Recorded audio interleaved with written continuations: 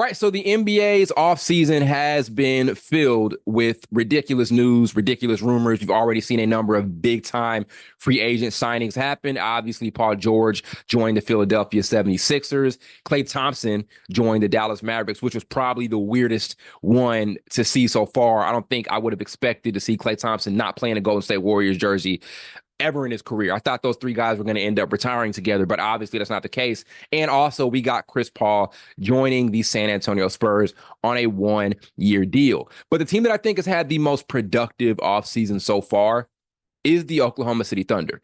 So if you look at OKC and where they are right now as a franchise, obviously last season, they were the number 1 seed in the Western Conference, and they lost in a close second-round series to the eventual defending Western Conference champion, Dallas Mavericks. And they're officially out of the surprise phase, right, where we're surprised at how good they are, right? We're surprised at their regular season and playoff performances. So last year was a surprise season. I don't care what way you cut it.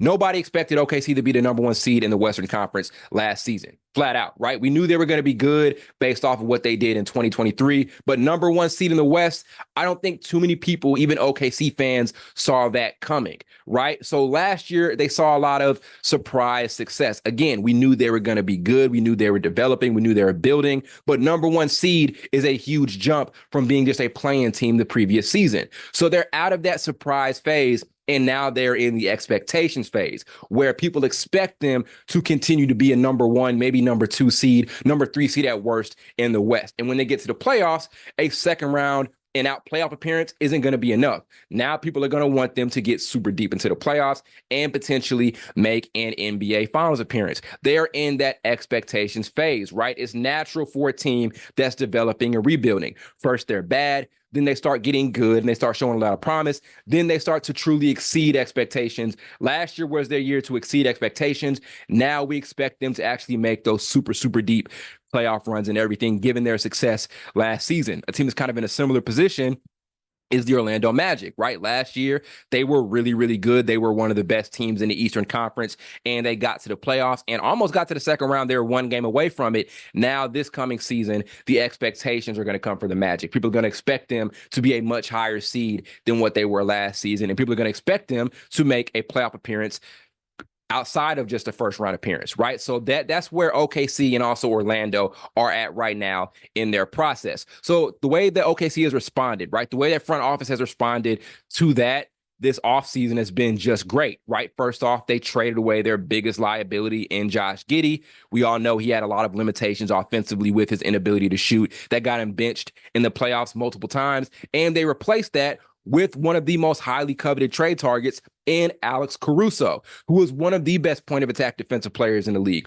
one of the best defensive playmakers in the league, and also a pretty solid offensive force just with his IQ and also his ability to knock down shots off the catch. You replace a liability with one of the best players in their niche, right? Like I said, Alex Caruso is just one of the best guard defenders in the entire league, and he isn't a liability on the offensive end. He's not a high-level shot creator, not a super, super great playmaker, but he can fit within your offense to the point where you're not a liability out there, right? There's a true strength you provide on the offensive end when you don't have the ball. He can knock down shots when they're presented to him, and he's just going to continue to get better as a shooter from long range. And that's not saying that Josh Giddey is a bad player, but I think being in a rebuilding situation like Chicago would be better for his development, for him to grow as far as scoring goes. Because let's face it, he was never a true scoring threat. We knew about the great all-around stuff, the rebounding, the assist, and all of those things. But as a point guard in this league today, if you want to be a threat, if you want to be that next level guy, you have to be a scoring threat at some point, whether it's three-point shooting, whether it's an ability to get to the paint. But definitely you have to have one of those aspects in your game, and he's just limited when it comes to that. So it was better for him to go to Chicago to develop his offensive game and his scoring package, just a better situation.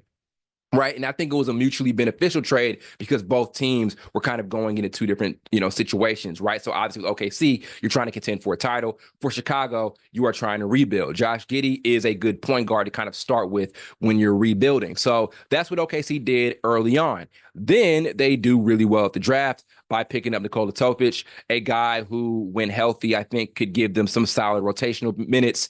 We know they're going to make use of young players, so he's definitely going to be out there playing, can bring some playmaking to the table, can't fit within that offense. It'll be interesting seeing how they use him. But that was a really good draft pick. Essentially, you got a top 5 pick. The only reason he dropped in the draft was because of an injury. And finally, just yesterday, they made a huge impact move by signing Isaiah Hartenstein to a 3-year, $87 million contract.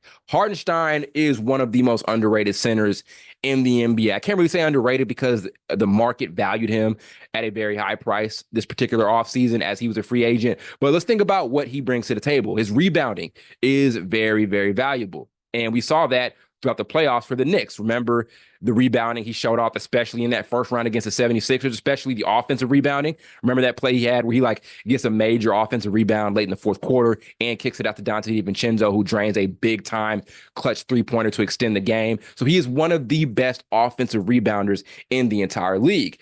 OKC struggled from a rebounding perspective last season. If you know the way they were, they struggled at times with size. Isaiah Hartenstein and his ability to rebound, his fundamentals when it comes to rebounding, that alleviates a major hole that they had. Also, he is really good in the pick and roll. They weren't like a super high volume pick and roll team. I think they were near the 13th, 14th mark in pick and roll frequency. So adding him as that extra dimension to that offense. And he's really, really good when it comes to making plays out of the short roll, whether it's making passes or he's got that nice little push shot in the lane that he's a huge threat with. So he has a pick and roll dynamic, an increased pick and roll dynamic to your team.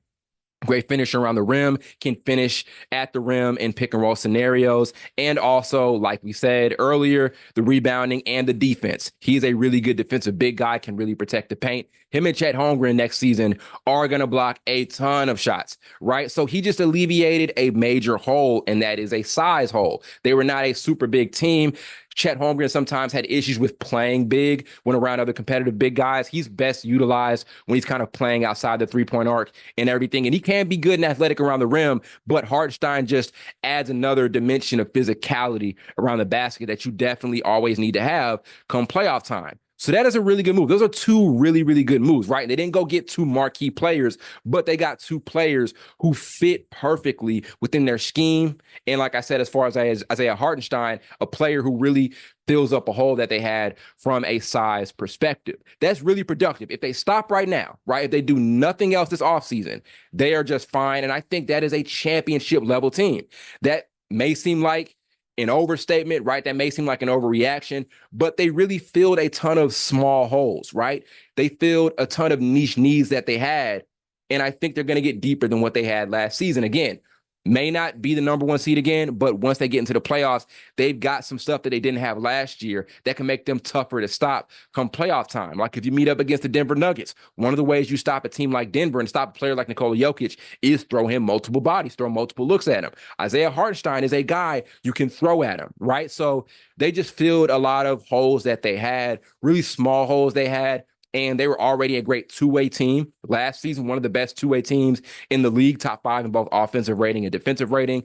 They're only going to get better with the moves they made. You don't get worse defensively by replacing Josh Giddey with Alex Caruso. You don't get worse defensively by adding Isaiah Hartenstein, who is a hell of a shot blocker. You don't get worse from a rebounding perspective by adding one of the best, most underrated rebounders in the entire league. They had a very productive offseason. I think they're going to build off of last season perfectly. And now, like I said, they're out of that adolescent phase. They're out of that phase where we're surprised at their success. Now they're in a phase where the expectations are here. And I do expect, especially with the league being this wide open, expectations are, I think they're good enough to make an NBA Finals appearance. I really, really do. This roster, the experience they got last season, experience wasn't even an issue for them in their first playoff appearance, right? For guys like Jalen Williams and Chet Holmgren. Obviously, Shai's been to the playoffs a couple times before, but experience wasn't an issue. That's also makes them very unique was there wasn't a lot of times where you're looking at them play in the playoffs and you're like, that's a lack of experience. That's an immature play. You didn't get that a lot. That team already plays like a veteran group. So given all of those things, I have high expectations for this team. I think a championship